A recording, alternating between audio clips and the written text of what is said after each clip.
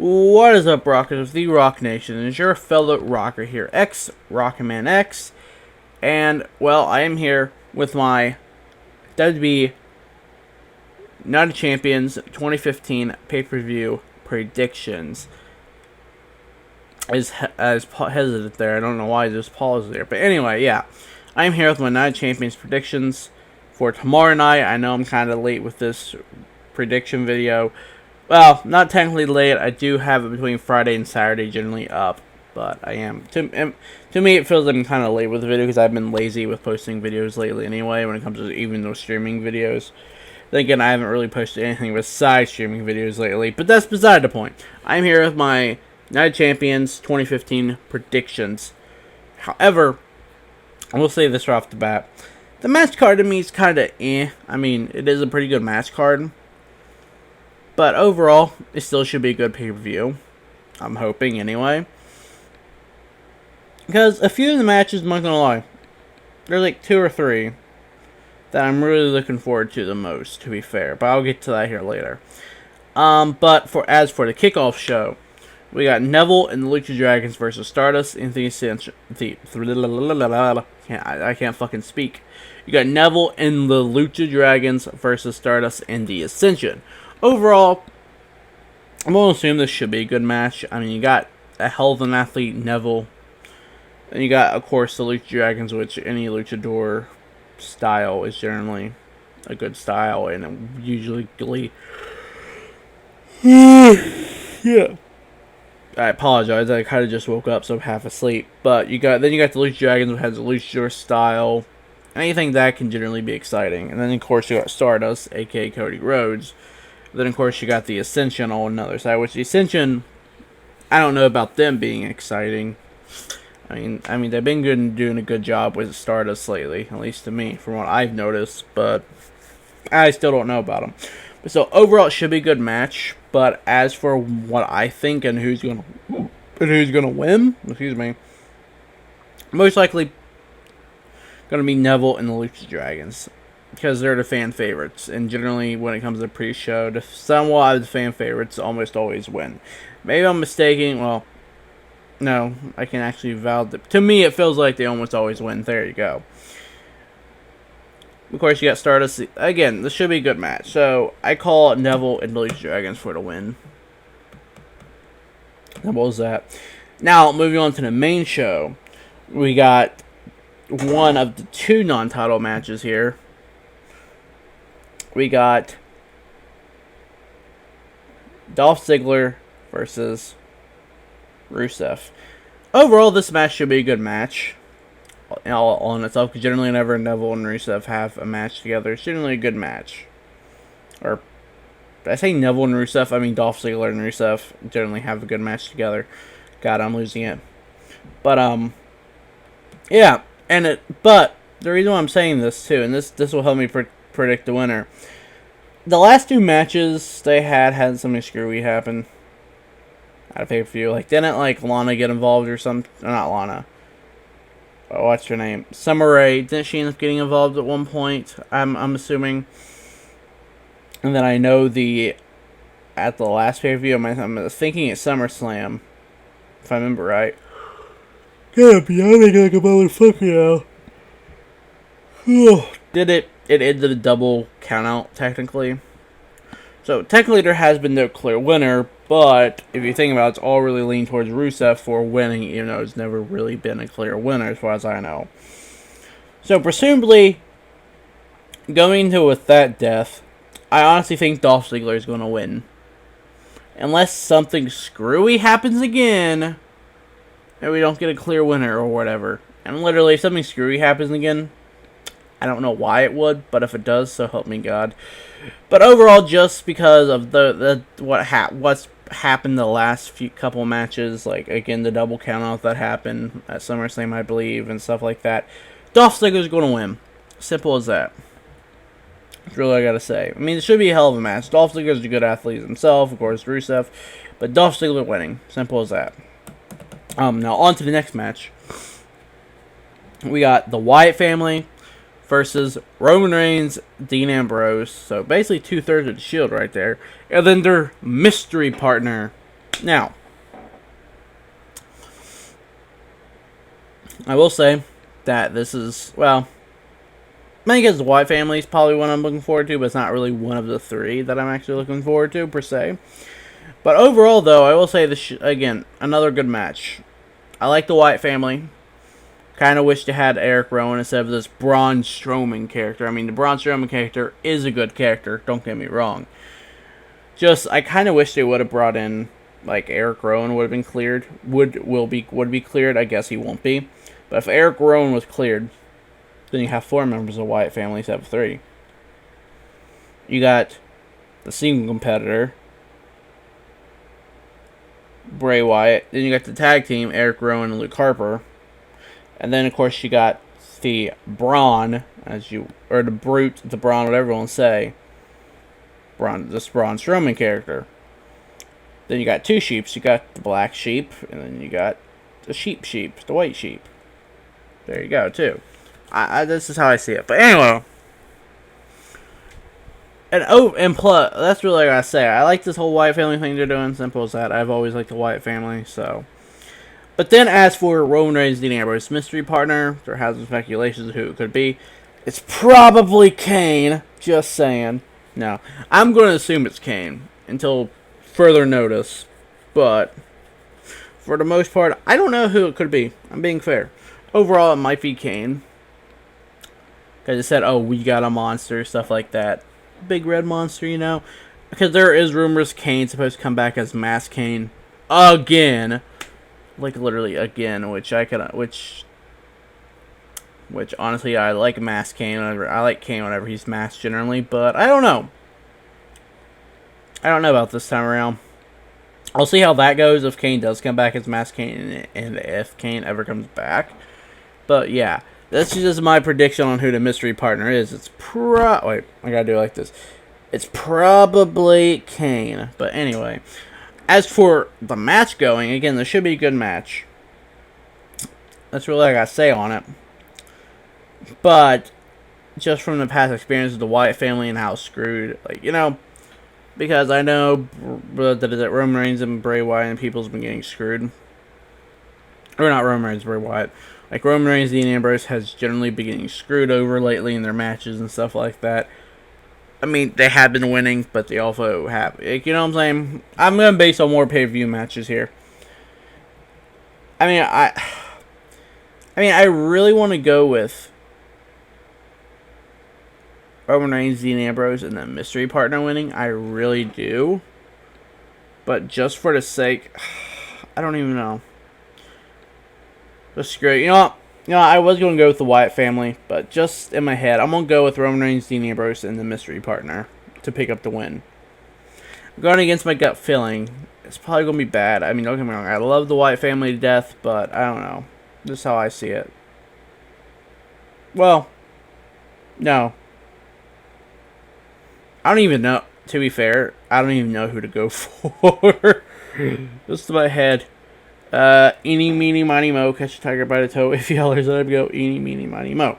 So, apparently now, my official prediction.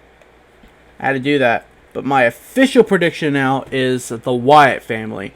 That's who I predict's going to win. Is the Wyatt family. Because I guess if the mystery partner is Kane, you know, he has pay-per-view with all pay-per-view, and Braun Strowman, it's kind of his debut on the pay-per-view. So long to make him look strong. But I don't think they would let him have a loss technically on this first pay-per-view debut. But the Wyatt family is my official prediction. This is how. See, this is what happens why I have no idea who to go for. I'm like, I don't know. But anyway, yeah. Honestly, I just changed it too from my official I have. I don't care. But anyway. In the next match, we got the WWE Intercontinental Championship match, Ryback versus Kevin Owens. Again, this should be a good match. Ryback generally tends to work better with the bigger men. Of course, then you got Kevin Owens. He's kind of one of the bigger guys, not really in height, but in weight and stuff. Well, I don't want to say in weight either, but he's generally kind of one of the bigger guys, as in, you know, like Ryback, he works with the bigger guys. Kevin Owens, he's one of the bigger guys. I don't mean bigger as in fame-wise. I just mean bigger as in bigger, if you know what I'm saying. Overall, though, I can smash should be a good one.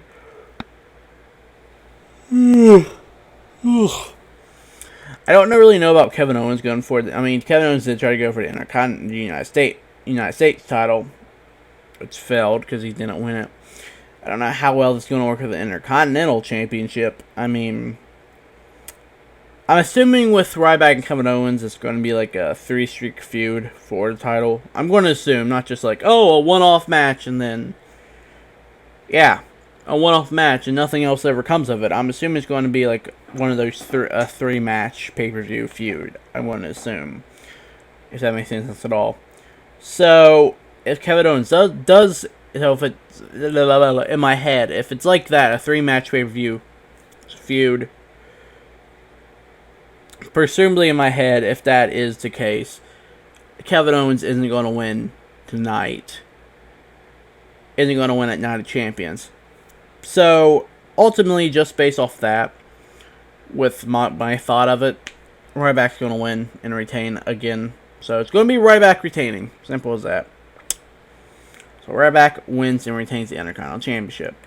Now, on to one of the matches that I'm really looking forward to. The WWE Tag Team Championship match. The New Day versus the Dudley Boys. And I'm sorry, New Day, I love you, New Day. You're entertaining as shit to watch. You're probably the only team that's helping keep the tag team division alive right now. Minus the veteran tag team there, but the main team is probably helping them. Because you got... But right now I have to go with the veteran team that's back in the business. I have to go with the Dudley Boys. Devon, get the tables! No, I'm sorry, I had to do that. But seriously, I'm stupid. But seriously, though, I will say this will be a good match. The New Day ultimately has been, to me, before the Dudley Boys came back in, has been keeping the tag team division alive. Simple as that. That's just how I feel. I feel like the New Day's actually been keeping the tag team division alive, stuff like that. And then on top of that, we got the veteran tag team in, the Dudley Boys. They came back, are doing their thing, which I like because it's helping the younger tag teams out with what they... It's helping out the younger tag teams, stuff like that. But ultimately, I'm sorry, you can't go against them. I'm calling, by the end of Night of Champions, or by the end of the match at least, the Dudley Boys will be your WWE Tag Team Champions. So I'm calling the Dudley Boys winning.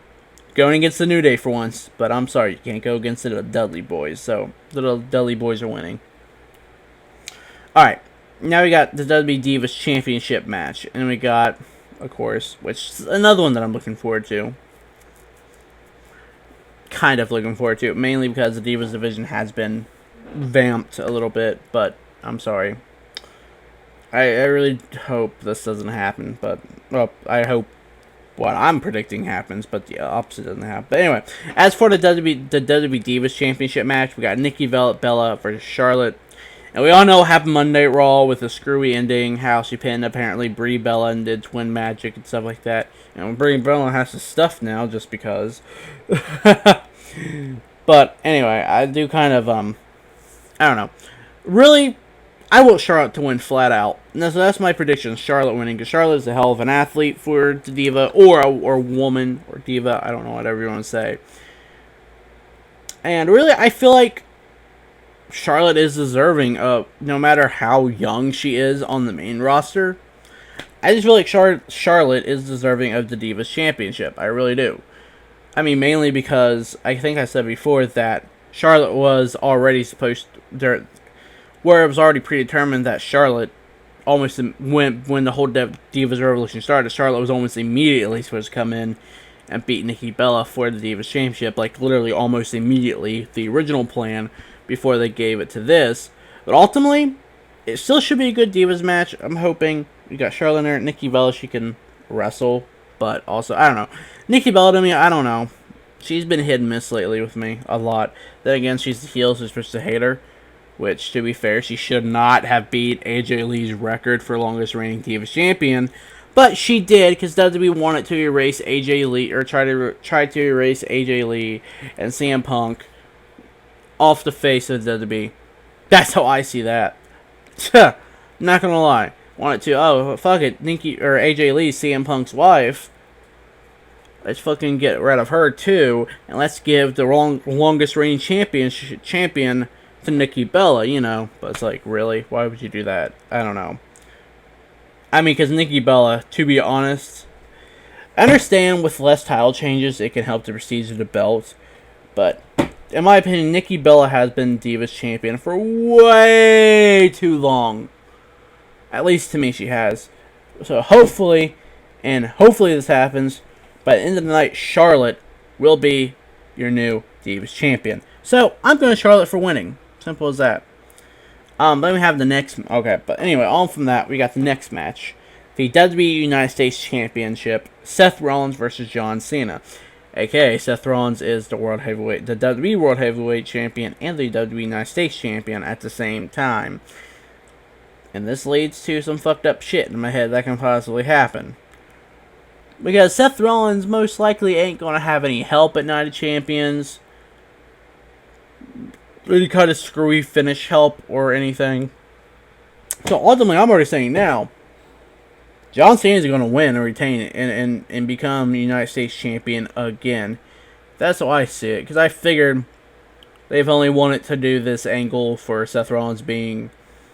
In my head, I'm thinking they made Seth Rollins the United States Champion as well. Only for Night of Champions, just to make something... You know what I'm saying? Just to try to do something kind of different. But at the same time, how I see it, I'm sorry, Seth Rollins, you're not retaining that United States Championship by yourself. I highly doubt that. And 2 matches in one night? Nah. So I have a feeling John Cena will pick up the win and become the new United States Champion again. Overall, though, it should be a good match. I mean, Seth Rollins is an athletic type guy. Then, of course, you got John Cena, which... Again, sometimes, I'm not going to lie, in my opinion, he carries some of the other guys to make a good match. But, again, it's John Cena, so, and I do respect the guy. I might not particularly like him, I do respect the guy. So, ultimately, it should be a good match. But John Cena, new United States Champion by the end of the night. Simple as that. And then, we got the last match I want to say about.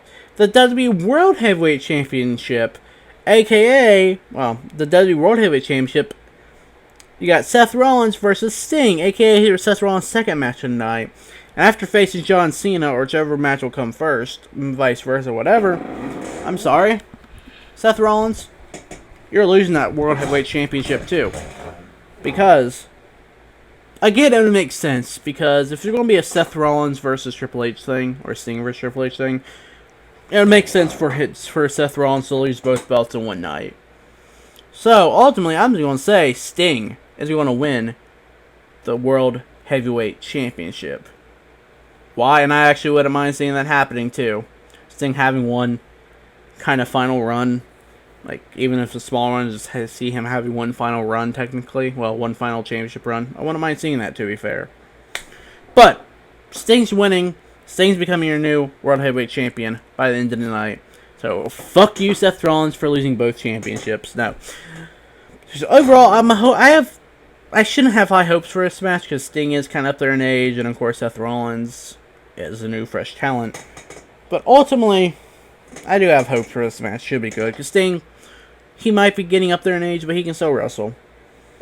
I mean, he can still wrestle, so that's how I see it. Oh god, my foot's a fucking sleep right now, so I'm fucked. But overall, yeah, I have a feeling it should be a good match, but hopefully Seth Rollins does lose both championships by the end of the night too. But overall, I will say though, is overall, as I said, as I said, Sting will be the World Heavyweight Champion by the end of the night. That's really what I gotta say on that match. But yeah, overall this should be a good pay-per-view. I'm hoping it's a good pay-per-view.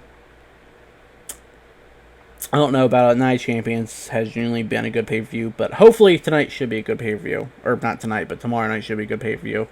That's really what I gotta say about all this stuff. I know it's just a rant, long-winded prediction, but hey, that is really what I gotta say. And until next time, guys, to live free and rock.